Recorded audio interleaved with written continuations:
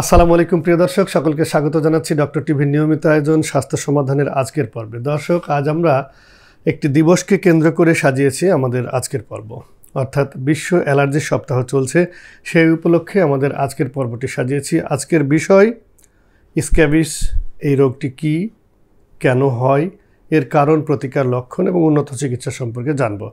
গুরুত্বপূর্ণ এই বিষয়ে কথা বলবার জন্য আজ আমরা স্টুডিওতে আমন্ত্রণ জানিয়েছি প্রফেসর ডক্টর রেবেকা সুলতানা আপাকে, যিনি চর্ম ও যৌন রোগ বিশেষজ্ঞ। তিনি রয়েছেন ঢাকা মেডিকেল কলেজ হসপিটালের ডার্মেটোলজি বিভাগের। আসুন শুরুতে ম্যামের সাথে পরিচিত হই। ম্যাম, আসসালামু আলাইকুম। কেমন আছেন ম্যাম? ভালো আছেন। আপনি স্টুডিওতে এসেছেন, এজন্য আমরা খুব খুশি। ম্যাম, শুনছিলেন যে আমরা যে বিষয় নিয়ে আজকে কথা বলবো, মূলত স্ক্যাবিস এই রোগ নিয়েই আজকের আলোচনা। ম্যাম, আসলে এই রোগটা ছড়ানোর ক্ষেত্রে কোন পরিবেশে এই রোগটা বেশি ছড়ায় সেটা জানবো। তার আগে একটু যদি ছোট ছোট করে লক্ষণগুলো বলেন, যে কি লক্ষণ পরিলক্ষিত হলে বুঝবো যে স্ক্যাবিসের আক্রান্ত। এটার মেইন লক্ষণই হলো চুলকানি। সে বলবে বাসায় গেলে সারাদিন কাজ করলো তেমন টের পায় না, বাসায় গেলে কাপড় চোপড় চেঞ্জ করবে, যখন ড্রেস চেঞ্জ করবে কোন সময়টা বেশি? রাতে বেশি। হ্যাঁ, রাতে বেশি হওয়ার একটা কারণ হলো যে কোনো রোগী রাতে বাড়ে, কারণ রাতে মানুষ তো ফ্রি থাকে, গিয়ে যখন আয়েশ করে বসবে চুলকানো শুরু হবে। চুলকানোটা হলো ভিজিয়াস সাইকেল। একবার শুরু হলে এক জায়গা থেকে শুরু হলে সমস্ত শরীর চুলকাবে। ওই যে রিয়াকশন, হাইপার সেনসিটিভিটি রিয়াকশন ছড়িয়ে পড়ে। আর সারাদিনে থাকে না তা না, রাতে টের পায় বেশি। রাতে আরেকটা কারণ হলো, সেটা আমরা আগে যেটা দেখতাম, যেমন শীতের দিনে এই রোগটা বেশি হতো। ওই যে লেপের মধ্যে ঢুকে যখন তখন এই যে গরম শরীরটা একটু হিটেড হয়, তখন সার্কেপ্টিক স্ক্যাবিসগুলো বের হয়ে আসে, ইচিংটা হয়, বেশি হয়। কিন্তু এখনও সেই রাতের চুলকানিটা কিন্তু এখনও রাতে হওয়ার আরও কর্টিসলেরও একটা ব্যাপার আছে, হরমোনেরও একটা ব্যাপার আছে, এটা নকচারাল ইচিং বলি। এটা একটা মেইন ইন্ডিকেশান চুলকায় কখন। আর হলো কাছে যারা আছে সবার আছে কি না।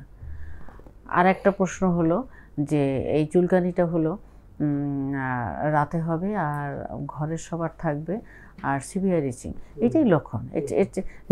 পরিবেশের কথা বলছিলেন যে হোস্টেলে থাকলে বা তারা, অর্থাৎ মাস পিপল যেখানে গ্যাদারিংটা করে, ওভার ক্রাউডেড এরিয়াগুলোতে বেশি হয়, যেমন আরবানে বেশি রুরালের চেয়ে।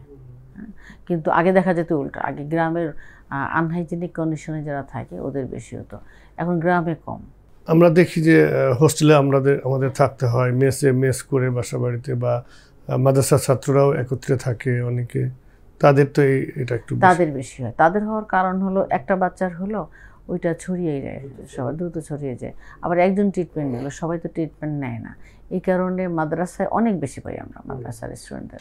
আপনি বলছিলেন যে এই রোগের আতঙ্কিত হবার আসলে তেমন কিছু নেই, তারপরও আমরা দেখি যে এক শ্রেণীর অসাধু ব্যবসায়ী যারা মানুষকে আতঙ্কিত করে, মানে হাটে বাজারে ওই যে মলম টাইপের ওষুধ বিক্রি করে বলে যে এটাতে চ্যালেঞ্জ করে তারা বিক্রি করে। এটা কি আসলে স্বাস্থ্যসম্মত? আমাদের এই সেবা নেওয়া উচিত? এটা তো মানে বলারই অপেক্ষা রাখে না, যেগুলো তো আনএথিক্যাল। এখন হলো কি, ইনকামের জন্য মানুষ যখন পেটে ভাত থাকে না, তখন বিভিন্ন উপায় বেছে নেয়। সে যদি রাস্তার পাশে এরকম মাইক দিয়ে একটা কিছু ইনকাম করতে পারে, সে চেষ্টা করবে। কিন্তু কথা হলো, আমরা যারা কিনবো, আমরা এত অচেতন কেন হব? ও একটা কুটার মধ্যে ওষুধ দিবে, ওইটা কিনে নিয়ে আমি লাগাই ফেলবো। আপনি অবাক হয়ে যাবেন যে একদম এলিট সোসাইটি ওষুধ লাগিয়ে বার্ন হয়ে গেছে। কেন হয়েছে? বলে একটা মলম দোকান থেকে নিয়ে লাগিয়েছে। দোকান থেকে না, রাস্তার পাশে আর বলে না, বলে দোকান থেকে নিয়ে লাগিয়েছে। সেটা একটা বিখ্যাত নাম, গ্যাকোজিমা, এই টাইপের অনেকেই আছে। তা আমি আন্দাজে, সাইকোলজিক্যাল টেস্ট আছে না পেশেন্টকে, আমি ওইটা দেখে বলি গ্যাকোজিমা লাগিয়েছেন নাকি, তখন বলে আপনি বুঝলেন কেমনি? মানে আমাদের পরীক্ষা নেয়, রুগীরা এসে ডাক্তারের পরীক্ষা নেয়, বুঝছেন? তা এই সমস্ত কিছু ওষুধ আছে। আবার এটা যে অনেক সময় বলে যে এটা লাগিয়ে তো আরেকজন ভালো হয়েছে, তখন শুনে আমি শুনে লাগিয়েছি। এই ব্যাপারগুলো হলো কি, যে ধোঁকা খায়, আমরা বাঙালি তো, কাউকে উপকার করার চেয়ে অপকার করার চেষ্টা বেশি। ও যদি আসল কথাটা বলে তাহলে কিন্তু এই প্রোপাগান্ডা এগুলো কিন্তু ছড়ায় না, বাট বলে না। অর্থাৎ লেজ কাটা যাওয়ার পরে সবাইকে লেজ কাটতে হবে। এই যে বিশেষ করে আমরা অ্যাস্থেটিক ব্যাপারেও এগুলো দেখি। ওই স্কুলের সামনে ডিব্বা বিক্রি করে ফর্সা হওয়ার ক্রিম, অন্য টপিকসে চলে আসছে, এগুলো না বললেই নয়, মানে এত ভয়াবহ আকারে জানতে হবে। একজন মাখায়, সে বলে আমি এটা লাগিয়ে ফর্সা হয়ে গেছি, আপনারা লাগান। সে আবার আরেকজন, আসলে হলো ওরা এই গ্রুপের মানুষ, চক্র, ও এইটা বিক্রি করে, ওরাই হলো বিক্রেতা, বাট ওখানে সাজে ওরা ক্রেতা। কিন্তু এইটা মানুষ বুঝে না। আমরা এত সহজ সরল বাঙালি, দুষ্টও আছে আবার সোজাও বেশি, তাই এইভাবে ছড়ায় বেশি এই সমস্ত ওষুধগুলোর ব্যবহার। তাই এগুলো উচিত না। আমরা যারা সচেতন একটা ওষুধ দিয়েই লাগিয়ে দেব, এটা খুব দুঃখজনক। শিক্ষিত মানুষরাও কেন করে আমি জানি না। এগুলো ফাঙ্গাসের মধ্যে স্টেরয়েড লাগানো অহরহ, একদম শিক্ষিত। মানে এক ভদ্রলোক সেদিন একটু মাইন্ডও করলো, তার ওয়াইফ এসে বলে তার হয়েছে চামড়ায় চর্মরোগ হয়েছে, তার হাজব্যান্ড গিয়ে ভুঁড়িকণাজল ট্যাবলেট নিয়ে আসলো, 3টা ট্যাবলেট আমি খেয়েছি, তাই খেয়ে ভালো লাগছে না, তাই আপনার কাছে চলে আসছি। মানে শিক্ষিত মানে কি, ওনাদের দেখে আমি কিছু প্রশ্ন করতে সাহস পাই না এরকম। তা আমি বললাম আপনি এই বড়িটা এনে ওনাকে খেতে দিলেন? বল না, গিয়ে দোকানে বললাম দিয়ে দিল। সে তার মানে ইয়ারলি চেক আপ করায় সিঙ্গাপুরে গিয়ে। মানুষ তারা চিন্তা করে, তা নাপিতের কথা শুনে একটা ওষুধ লাগিয়ে দেয়, কাজের বুয়ার কথা শুনে রসুন বাটা লাগিয়ে দেয়। এগুলো অহরহ, কি অদ্ভুত জিনিস আমরা যে ফেস করি চেম্বারে। হ্যাঁ, এবং এটা খুব মানে ভালো লাগে, কিন্তু ওদেরকে ফিরাতে পারি না। ম্যাম, আপনি কুষ্ঠরোগ নিয়েও তো কাজ করেন, তো একটা সময় তো কুষ্ঠরোগীর খুব প্রচারণা এবং এই রোগে আক্রান্ত ছিল। এখন কি অবস্থা আছে ম্যাম? এই রোগটা কি এখনো আছে? আগে যেমন মানুষ গালি দিত, তোমার জন্য কুষ্ঠরোগ হয়, এরকম শুনেছি। অভিশাপের রোগ, মানে অভিশাপ। যা কুষ্ঠরোগ হলে সে তো আর বাঁচবে না, প্লাস সমাজ ওকে একদম জঙ্গলে ফেলে আসবে। কুষ্ঠরোগের তো বাড়ির কাছেও লোক হাঁটে না এরকম, কিন্তু সেই দিন এখন নেই। এই রোগেরও চিকিৎসা আছে, অনেক ভালো চিকিৎসা। কুষ্ঠরোগের হাসপাতালই তো আছে, স্পেশাল হাসপাতাল, এনজিও কাজ করছে, এর অনেক দামি দামি ওষুধ গভর্নমেন্ট সাপ্লাই দিচ্ছে। গভর্নমেন্ট না, এটা ওয়ার্ল্ড হেলথ অর্গানাইজেশন থেকে আসে, এবং ভালো হয়ে যায়। এবং সচেতন হলে রোগীরা এখনও বুঝে না, তবে অনেকটা সচেতন। কুষ্ঠরোগ দেখে ডায়াগনোসিস করা যায় প্রায় 90%।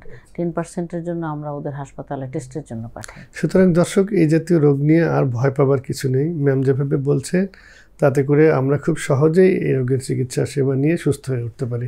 ম্যাম, এবার একটু গর্ভবতী মা ও শিশুদের প্রসঙ্গে যদি বলেন, স্ক্যাবিস রোগটা তাদের ক্ষেত্রে নিরাময়যোগ্য কিনা, বা কী ধরনের সংক্রমণ ছড়ায়? গর্ভবতী মায়েদের জন্য কিন্তু সব রোগী একটু ডিফিকাল্ট থাকে এবং আমাদের একটু কেয়ারফুলি ট্রিটমেন্ট দিতে হয়। স্ক্যাবিসের ক্ষেত্রে হলো একেবারেই সহজ, আমরা যে ওষুধগুলো ওদের লাগাতে দেই বিশেষ করে, এগুলো কোনো কন্ট্রাইন্ডিকেশান নেই, দিতে পারি। বিশেষ করে পারমেথ্রিনটা হলো সবচেয়ে সেফ। এবং গর্ভবতী মায়েদেরকে যেটা আমি বলি বা সচেতন হওয়া উচিত, ওদের ইনিশিয়ালি ট্রিটমেন্ট নেওয়া উচিত। কারণ ওর যদি লেট স্টেজ অফ ডেলিভারির সময় যদি স্ক্যাবিস থাকে, ডাক্তার নিজেই ওকে হ্যান্ডেল করতে চায় না, তারপর ওর বাচ্চা হবে, বাচ্চারও হয়ে যাবে। এবং এটা এখন অনেক পাচ্ছি। বাচ্চাদের ক্ষেত্রে যেটা হয় সেটা ভয়াবহ অবস্থা। সেটা স্ক্যাবিসের মতন কোনো মানুষ এটা ডায়াগনোসিস করা খুব বেশি এফিশিয়েন্ট না হলে বুঝবেই না যে এটা স্ক্যাবিস। তো এই জন্য গর্ভবতী মায়েদের আমি একটা কথাই বলবো, যে কোনো ধরনের চুলকানি হোক, সেটা স্ক্যাবিস হোক বা এই যে ফাঙ্গাসটাও গর্ভবতী মায়েদের ভয়াবহ আকারে হয়। তো ফাঙ্গাসের সমস্যা হলেও সিস্টেমে কিছু ওষুধ আমাদের দিতে হয়, বাট প্রেগনেন্সিতে বেশ কিছু ওষুধ কন্ট্রাইন্ডিকেটেড থাকে, দেয়া যায় না। এই জন্য অল্প স্বল্প যদি হয়, চামড়ায় থাকে, তখনই একটু ডাক্তারের অ্যাডভাইস নেওয়া উচিত, যাতে করে লাগানো ওষুধ দিয়েই ভালো করতে পারি। লাগানো ওষুধগুলো সাধারণত সাইড এফেক্ট কম থাকে, থাকতে হবে। ম্যাম, সুন্দর করে বলছেন আপনি। আমাদের অনেক সময় দেখা যায় যে স্ক্যাবিস রোগ বা খোসপচরা হতে হতে শরীরের অনেকটা অংশ নষ্ট হয়ে যায়, অকেজো হয়ে যায়, বা কেটে ফেলতে হয়, কি এরকম কোনো ঘটনা ঘটে? আছে, এটা কিন্তু এই স্বাভাবিক চর্মরোগের মধ্যে না। আচ্ছা, কেটে ফেলতে হয়, যেটা গ্যাংগ্রিন হয়, সেটা হলো ডায়াবেটিক পেশেন্ট, ডায়াবেটিক ফুট আছে অনেক সময়, ডায়াবেটিক পেশেন্টে ওদের আঙ্গুলে পচন ধরে, অথবা স্মোকার যারা, ওদের একটা বার্জাস ডিজিজ, ভাস্কুলার ডিজিজ হয়, মেনলি স্মোকারদের মেনলি। তা ওই ক্ষেত্রে দেখা যায় যে অনেক সময় খুব আর্লি যদি ট্রিটমেন্ট না করা হয়, তখন অ্যাম্পুটেশন করতে হয়। বাট সচেতন হলে অ্যাম্পুটেশন দরকার হয় না। এই জন্য যারা ডায়াবেটিক, সেটা খুব ভালো একটা টপিক বলেন, আমি একটু বলে ফেলি। ডায়াবেটিস যারা, ওদের কিন্তু ফুড কেয়ার আমাদের আলাদা বই আছে, ভলিউম বিশাল ভলিউমের, শুধু ফুড কেয়ারের উপরে ডায়াবেটিক পেশেন্টের, এত সাংঘাতিক এটার ম্যানেজমেন্টে গিয়ে। এটা হলো সচেতন যারা ডায়াবেটিস তাদের প্রতিদিন অন্তত আমরা যারা মুসলমান নামাজ পড়ি আমাদের 5 বেলা ওযু করার সময় প্রতিটা আঙ্গুলের ফাঁকে ফাঁকে চেক করা উচিত যে ঠিক আছে কিনা, কোনো ইনফেকশন আছে কিনা, এবং ওইটা পরিষ্কার রাখা, ড্রাই রাখা। আর পায়ের ব্যাপারে হলো ওই যে পায়ের নখ কাটার সময় অনেক সময় ডায়াবেটিক পেশেন্টরা নখ কাটাটা ঠিক মতো হয় না, নখে ইনফেকশন হয়ে যায়, অনেক সময় ফাঙ্গাল ইনফেকশন হয়, ব্যাকটেরিয়াল ইনফেকশন হয়। তো এই জিনিসগুলো ডায়াবেটিস পেশেন্টদের পায়ের, বিশেষ করে হাতের তো নখটা হাতের কাছে আঙ্গুলটা দেখা যায়, বাট পায়েরটাই হয়। জুতার ব্যাপারে যদি ওয়েল ফিটেড না হয় শু, এখান থেকেও পায়ের আঙ্গুল এমন হয় যেটা বলেন অ্যাম্পুটেশন, এমন পরিস্থিতিতে যায় যে পরে অ্যাম্পুটেশন করতে হয়। ডায়াবেটিক পেশেন্টদের হয় কি ডায়াবেটিক নিউরোপ্যাথি একটা আছে, যেটা পা অবশ থাকে, অনেক সময় কোনো ব্যথা ওরা সেন্সেশন থাকে না, টের পায় না। তা ওখানে যে ইনফেকশন হয়ে গেছে বা একটা খোঁচা লাগছে, অনেক সময় জুতার মধ্যে কোনো শক্ত কিছু আছে বা পিন আছে, টের পায় না। এই জন্য ডায়াবেটিস পেশেন্টদের সফট জুতা বা স্যান্ডেল পরা উচিত এবং আরও বেশি সতর্ক থাকা উচিত। নখ কাটার ব্যাপারে সতর্ক থাকা উচিত, হাইজিন মেনটেন করা উচিত। ম্যাম, সুস্থ হওয়ার পরে আপনাদের ওষুধপত্র সেবনের পরে আবার কি এই স্ক্যাবিস রোগটা পুনরায় আসার বা হওয়ার সম্ভাবনা? সে আবার যদি কন্ট্যাক্টে আসে হবে, কারণ এটা কিন্তু জেনেটিক ওই রকম না যে একটা রোগ যেমন সোরিয়াসিসটা হচ্ছে, ভালো হচ্ছে, আবার হচ্ছে, আমরা বলেই দেই যেটা একটা ট্রিটমেন্টের মধ্যে থাকো। বাট স্ক্যাবিস তো সারা জীবন ট্রিটমেন্ট কেন করবে? ওটা একটা নির্দিষ্ট সময় আছে, সময়টা বেড়ে গেছে। আগে যেমন অল্প ইউজ করলে হতো, এখন একটু বেশি টাইম ইউজ করতে হয়। আগে যেমন একটা ওষুধে কাজ হতো, এখন আমরা ওষুধের ধরন চেঞ্জ হয়েছে, আর কিছুই না। দেখা যাচ্ছে যে এক পরিবারে একজনের হয়তো স্ক্যাবিসে আক্রান্ত হয়েছে, তখন বাকি পরিবারের সদস্যরা কতটুকু সতর্কতা অবলম্বন করবে? বিশেষ করে তার ব্যবহৃত জিনিসপত্রগুলিকে কি আলাদা করে দিতে হবে কিনা, বা একেবারেই দূরে সরায় রাখলাম ছোঁয়াচে রোগ মনে করে? এটা হলে তো একটা মানে সাইকোলজিক্যাল প্রবলেম হয় না, এটা তো ওইরকম রোগ না। তাহলে কিভাবে এটাকে? এটা আমি এমনও দেখেছি ফ্যামিলিতে একজনের মধ্যেই আছে, কারণ সে এক রুমে একা থাকে, তার কাপড় চোপড় আলাদা। এই ক্ষেত্রে কিন্তু কোনো না কোনো সময় ছড়িয়ে যাবে, হয়তো আস্তে ধীরে ছড়াচ্ছে। তো এই ক্ষেত্রে আতঙ্কিত হবার তো কিছু নাই।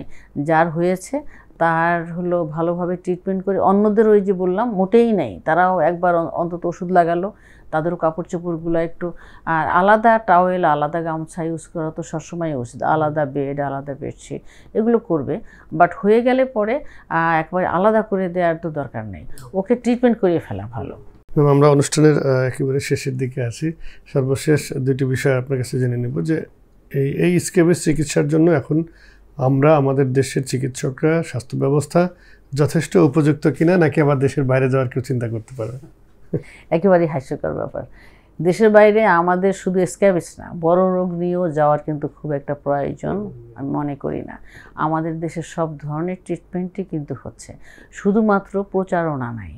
আমাদের অনেক এফিশিয়েন্ট ডক্টর আছেন যারা চিকিৎসা দিতে পারেন এবং পেশেন্টরা নিতে পারে। উপযুক্ত পরিবেশ বলতে এটা, আমাদের তো গুণী মানুষের কদর কম। যেই মানুষের যেই জায়গায় থাকা উচিত সেই জায়গায় থাকতে পারছে না। আপনি দেখবেন, এটা আমি এমনি বলছি, একেবারে খুবই কোয়ালিফাইড একটা পার্সন, সে পড়ে আছে ধরেন এমন একটা জায়গায় যেখানে পেশেন্টও নেই, রুগীও দেখতে পারে না, রুগী দেখে না। আমি এমন জায়গায় দেখেছি FCPS পাস করা কয়েকজন বসে আছে, বাট ওই ক্ষেত্রে না আছে রিসার্চ, না আছে স্টুডেন্ট, না আছে ওইরকম পেশেন্ট। এটা হলো আমাদের ব্যবস্থাটা একটু, তার মানে আমরা সেবাটা নিতে পারছি না, পরিকল্পনার অভাব। বাট আমাদের পরিকল্পনাটা একটু চেঞ্জ আমার মনে হবে ইন ফিউচার। এখন অনেক কিছু হয়ে গেছে, এখন আমাদের কিন্তু নীতিমালা অনেক চেঞ্জ হয়েছে। সরকারি হাসপাতাল আগে এরকম ছিল না, এখন যতটা ভালো হয়েছে, তবে আরও চেঞ্জ হবে আশা করি। এই জন্য বাইরে যাওয়ার, স্ক্যাবিস তো প্রশ্নই আসে না, কোনো রোগ নিয়েই বাইরে যাওয়ার খুব একটা দরকার আছে। ইনভেস্টিগেশনে কিছুটা প্রবলেম আমরা ফেস করি, তাও কিছু যে ভালো জায়গা নাই তা না, সেসব জায়গায় আমরা করাবো ইনভেস্টিগেশন। ম্যাম, আমরা শেষ সময়ে চলে এসেছি। আপনার কাছে সর্বশেষ কিছু বিষয় আমরা শুনবো এবং জেনে নিব, বিশেষ করে এই রোগটি থেকে আমরা প্রতিরোধে কী ধরনের আমরা ব্যবস্থা গ্রহণ করতে পারি, বা স্ক্যাবিস থেকে যাতে আমরা সংক্রমণ না ছড়ায় সেজন্য কি কি করণীয় আছে। সরাসরি দর্শকদের যদি একটু বলতেন যে আমরা এই রোগ থেকে বেঁচে থাকার জন্য কি করব। এক নম্বরই হলো অ্যাওয়ারনেস অ্যান্ড অ্যাওয়ারনেস। আমাদের সতর্ক হতে হবে, আমাদের সঠিক জিনিসটা জানতে হবে। এই যে গুগলে সার্চ দিয়ে উল্টাপাল্টা জানা এটা উচিত না মোটেই। আমি একটা কথা বলি, জ্ঞান নিতে হয় যার জ্ঞানীর কাছ থেকে, হ্যাঁ, যার জ্ঞান আছে। এটা ডিভাইসের মধ্যে আমি প্রশ্ন করলাম আমার এই সমস্যা, গুগল মামা বলেন তো, এটা উচিত না।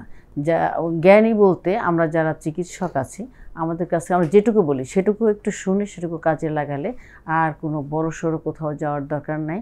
আর একটা হলো হাইজিন মেনটেন করা, এর কোনো বিকল্প নাই। আমাদের বাংলাদেশে এরকম এশিয়ান লিস্ট ডেভেলপড কান্ট্রিগুলোতে কন্টাজিয়াস ডিজিজ অনেক আছে, যেটা শুধু হাইজিন মেনটেন করলে অনেকটা রেহাই পাওয়া যায়। আর সচেতনতা তো এক নম্বরে বললাম। আর একটা হলো আমাদের সেটা হলো সহমর্মিতা। আমি একটা জিনিস জানি, আমার আশেপাশে প্রতিবেশী সবাইকে আমরা জানাই, সবাইকে সচেতন করি, ভুল ইনফরমেশানটা না দিয়ে সঠিক ইনফরমেশান দিই, সঠিক তথ্য দিই। আপনাদের মিডিয়াতে আমি একটু রিকোয়েস্ট করব এই সমস্ত জিনিস মিডিয়াতে যেন একটু প্রচারণা বেশি হয়, তাহলে আমার মনে হয় এই ছোটোখাটো সমাধানগুলো করার জন্য কোনো আমাদের বেগ পেতে হবে না ইনশাল্লাহ। ম্যাম, খুব চমৎকার করে সুন্দর করে গুছিয়ে বিষয়টি আমাদেরকে উপস্থাপন করেছেন। আপনি আপনার মূল্যবান সময় থেকে অনেকটা সময় আমাদের দিয়েছেন, এজন্য কৃতজ্ঞতা জানাচ্ছি আপনাকে। থ্যাংক ইউ ডক্টর টিভিকে। আমি অনেক দিন ইচ্ছা ছিল, পেরেছি, সুযোগ দিয়েছেন, সবাইকে ধন্যবাদ। না, সুযোগ আপনাকে আরো আগামীতে পেতে চাই আমরা। সুযোগ দর্শকদের ধন্যবাদ এবং আমি কৃতজ্ঞতা জানাবো যদি তারা এটা ইমপ্লিমেন্ট করে, আমি কথা যেগুলো বললাম এগুলো যদি তারা ফলো করে। দর্শক, এই ছিল আমাদের আজকের আয়োজন। আমাদের সাথে ছিলেন professor doctor Rebeka Sultana ma'am. খুব সুন্দর করে স্ক্যাবিস রোগ এবং চর্মরোগ নিয়ে আমাদের সাথে কথা বললেন। এই বিষয়গুলি যদি আমরা প্রত্যেকে আমাদের নিজ নিজ জায়গায় আমরা প্রয়োগ করি, তাহলে এই ধরনের রোগ থেকে আমরা সুস্থ থাকতে পারবো এবং আমার পরিবার, পরিবেশ, অন্যদেরকেও সুস্থ রাখতে পারবো, এমনটা প্রত্যাশা করে আমি আব্দুল গনি বিদ্যান আজকের পর্ব থেকে বিদায় নিচ্ছি। সকলে সুস্থ থাকুন, নিরাপদে থাকুন। আল্লাহ হাফেজ।